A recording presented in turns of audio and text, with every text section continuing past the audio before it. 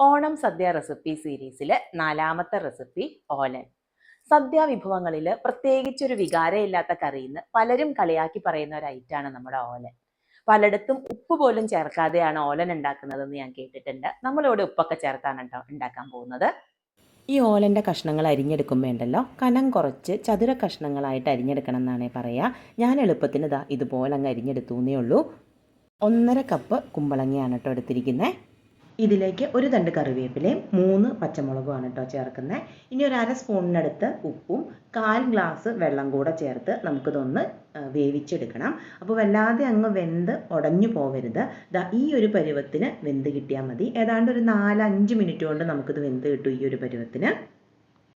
ഇനി ഇതിലേക്ക് നമ്മൾ ചേർത്ത് കൊടുക്കുന്നത് വേവിച്ച് വെച്ചിരിക്കുന്ന വെള്ളപ്പയറാണ്. 1/2 കപ്പാണ് കേട്ടോ വേവിച്ച് വെച്ചിരിക്കുന്ന വെള്ളപ്പയർ എടുത്തിരിക്കുന്നത്.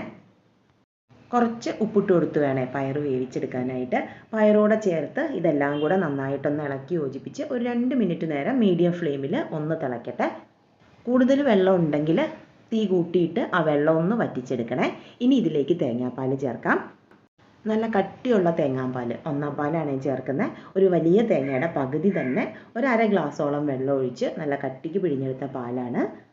തേങ്ങാപ്പാൽ ഒഴിച്ച ശേഷം പിന്നീട് കറി തിളയ്ക്കരുത് കേട്ടോ, നമുക്ക് ഫ്ലെയിം ഓഫ് ചെയ്യാം. ഇനി ഇതിലേക്ക് 1-2 കാര്യങ്ങളും കൂടെ ചേർക്കണം. ഒരു തണ്ട് കറിവേപ്പിലയും ഒരു 2 സ്പൂൺ പച്ച വെളിച്ചെണ്ണ കൂടെ ചേർത്ത് നന്നായിട്ടൊന്ന് ഇളക്കി യോജിപ്പിച്ച് ഒരു 5 മിനിറ്റ് നേരം ഇതൊന്ന് അടച്ചു വെക്കണം.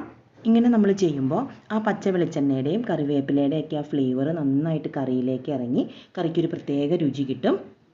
പിന്നീട് തുറന്ന് നന്നായിട്ട് ഇളക്കി യോജിപ്പിച്ച ശേഷം നമുക്ക് സെർവ് ചെയ്യാം. സിമ്പിളായിട്ട് ഉണ്ടാക്കിയെടുക്കാൻ പറ്റുന്ന ഒന്നല്ലേ, അപ്പോൾ ട്രൈ ചെയ്ത് നോക്കണേ.